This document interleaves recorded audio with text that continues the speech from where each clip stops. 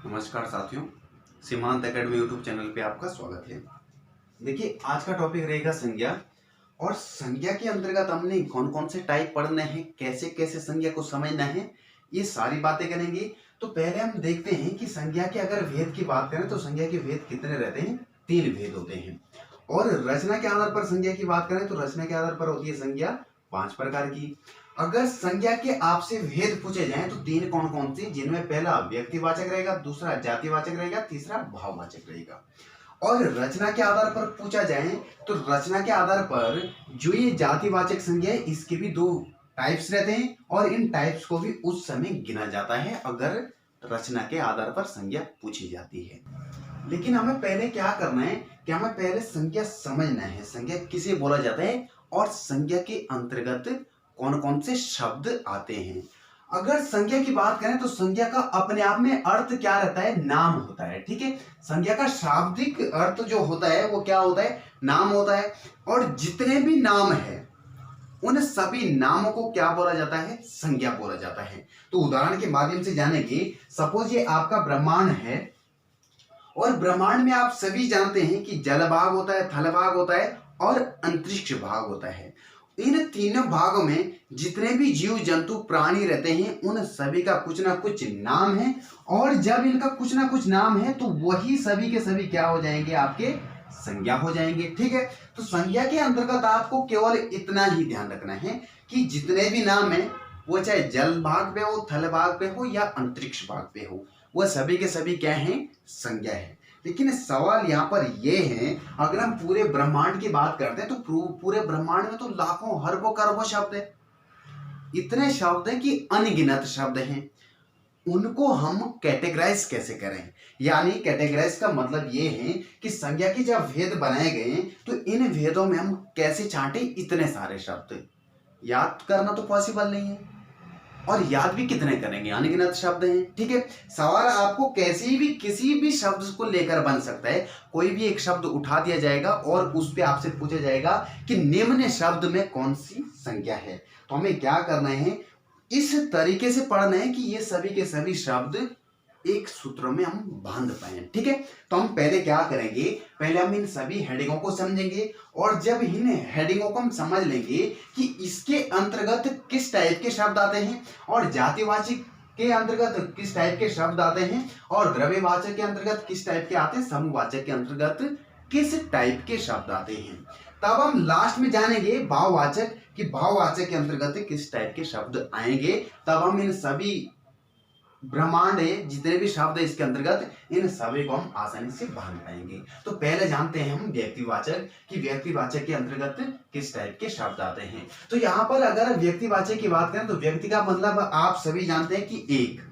ठीक है, यहाँ पर व्यक्ति का तात्पर्य किसी लड़के से नहीं है या किसी एक आदमी से नहीं है, बल्कि किसी जीव जंतु वस्तु स्थान से भी है। ठीक है, पहले तो आप ये जानेंगे। और जो वाचक का अर्थ होता है, वाचक का अर्थ होता है बोलने वाला। ठीक है, बोलने वाला। यहाँ पर वाचक का अर्थ अपने आप में बोलने वाला होगा। यहाँ पर भी वाचक है, यहाँ पर भी वाचक है। इन तीनों का मतलब क्या होता है? बोलने वाला। तो यहाँ पर यानी इसके अंतर्गत कैसे शब्द आएंगे? जो अपने आप को व्यक्ति बोलने वाले होंगे और कैसे व्यक्ति? केवल एक व्यक्ति बोलने वाले होंगे। ये चीजें समझना। ठीक है, तो इस पे अब हमें कैसे समझना है कि ब्रह्मांड के अंतर्गत कैसे शब्द होंगे जो हमारे व्यक्तिवाचक के अंतर्गत आ जाएंगे। तो यहाँ पर सबसे पहले तो हम ये देखेंगे कि इसके अंतर्गत जो शब्द आएंगे वो आएंगे जैसे सभी देश। ठीक है, बड़े स्तर पर छोटे स्तर तक हम क्लियर करते हुए जाएंगे। जैसे सभी देश हो गए। ठीक है, और सभी देश किस प्रकार से? जैसे भारत हो गया, भूटान हो गया, नेपाल हो गया, म्यांमार हो गया, अमेरिका हो गया, चीन हो गया, पाकिस्तान हो गया, ऑस्ट्रेलिया हो गया। इन सभी के अगर नामों की बात की जाए तो वो किसके अंतर्गत आ जाएंगे? आपके व्यक्तिवाचक के अंतर्गत। ठीक है, जैसे भारत किस प्रकार की संज्ञा है? तब आपका जवाब रहेगा व्यक्तिवाचक। नेपाल किस प्रकार की संज्ञा शब्द है? तब आपका जवाब रहेगा व्यक्तिवाचक। इस प्रकार से आप ध्यान रखेंगे। और इसके बाद जैसे सभी राज्य, अगर भारत की बात करें जैसे उत्तराखंड हो गया, उत्तर प्रदेश हो गया, हिमाचल हो गया, राजस्थान हो गया, ये सभी के सभी राज्य किसके अंतर्गत आ जाएंगे? आपके व्यक्तिवाचक के अंतर्गत। जैसे आपसे पूछा गया कि उत्तराखंड किस प्रकार की संज्ञा शब्द है, तब आपका जवाब रहेगा व्यक्तिवाचक संज्ञा। हिमाचल किस प्रकार की संज्ञा शब्द है, तब भी आपका जवाब रहेगा व्यक्तिवाचक संज्ञा। ठीक है, और उसी के साथ साथ आप ध्यान रखना है, जैसे सभी जनपद या सभी जिले, ठीक है, सभी जिले किसके अंतर्गत आ जाएंगे आपके, ये भी आ जाएंगे व्यक्तिवाचक के अंतर्गत।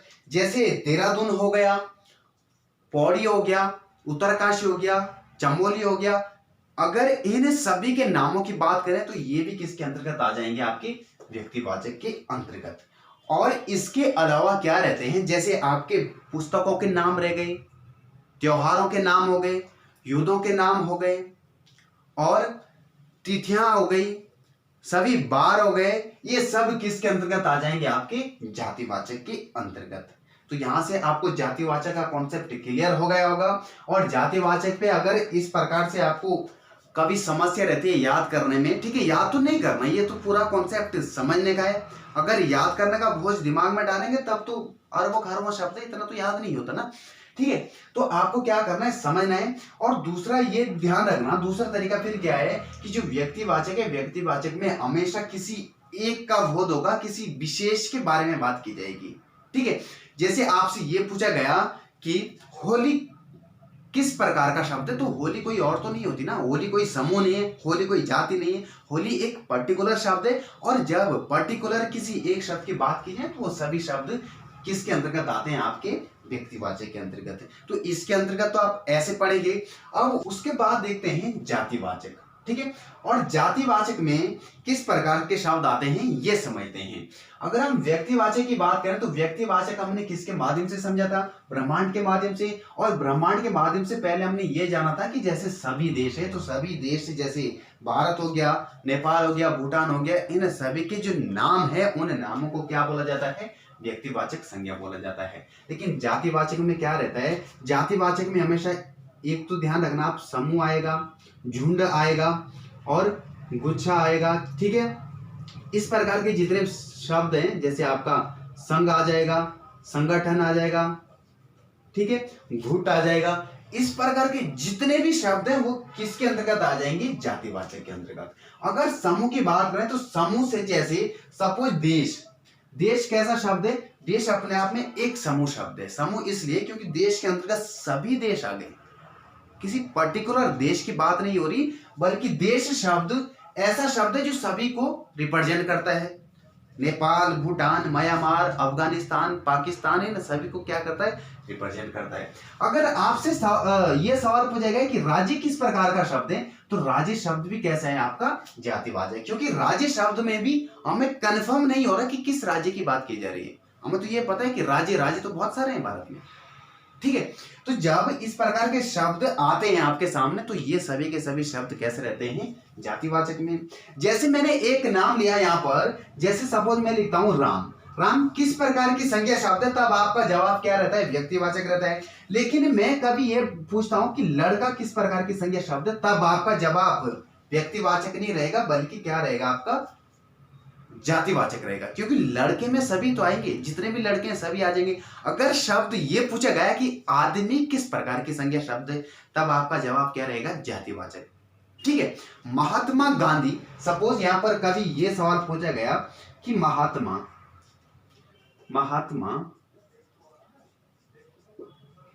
गांधी जी, ठीक है, किस प्रकार की संज्ञा शब्द है, तब आपका जवाब क्या रहेगा, व्यक्तिवाचक। लेकिन अगर ये पूछा गया खाली आपसे कि गांधी किस प्रकार की संज्ञा शब्द है, तो गांधी किस प्रकार की संज्ञा शब्द है, तब आपका जवाब रहेगा जातिवाचक। ठीक है, लेकिन कभी क्या होता है कि जो ये संज्ञा, जो ये यहाँ पर जातिवाचक शब्द है, इस जातिवाचक शब्द से भी कभी व्यक्तिवाचक शब्द का बोध होता है। जैसे गांधी जी भारत के राष्ट्रपिता के नाम से जाने जाते हैं, गांधी जी भारत के राष्ट्रपिता के नाम से जाने जाते हैं, इसी वाक्य में किस प्रकार की संज्ञा, तब आपका जवाब क्या रहेगा, व्यक्तिवाचक। क्योंकि गांधी तो एक कास्ट है, एक जाति है, गांधी के अंतर्गत तो बहुत सारे लोग आते हैं। अगर वाक्य ये पूछा जाता है कि गांधी जी भारत के राष्ट्रपिता है, तब आप सभी जानते हैं कि किसी एक व्यक्ति की ओर इशारा किया जा रहा है। और जब एक व्यक्ति की ओर इशारा हो तो वो सभी के सभी शब्द किसके अंतर्गत आएंगे, आपके व्यक्तिवाचक के अंतर्गत। ठीक है, तो यहाँ पर आपको जातिवाचक भी समझ में आ गया होगा कि जातिवाचक में क्या आते हैं, सभी समूह आते हैं, गुच्छा आता है, झुंड आता है, संगठन आता है। और गुट आता है। इस प्रकार के जितने भी शब्द वो किसके अंतर्गत आ जाएंगे, आपके जातिवाचक के अंतर्गत। यानी जितने भी समूह होंगे, ठीक है, जो किसी एक तबके को प्रदर्शित करेंगे, यानी एक व्यक्ति को नहीं, जो किसी संघ समूह को प्रदर्शित करेंगे। अब उसके बाद समझना ये है कि द्रव्यवाचक के अंतर्गत किस प्रकार की संज्ञा आती है और समूहवाचक के अंतर्गत किस प्रकार की संज्ञा आती है। जैसे अगर द्रव्यवाचक की बात करें तो द्रव्यवाचक में किस प्रकार की आएंगी, तो पहले तो हम इसको थोड़ा बारीकी से समझेंगे। तो यहां पर जितने भी द्रव अवस्थाएं होगी,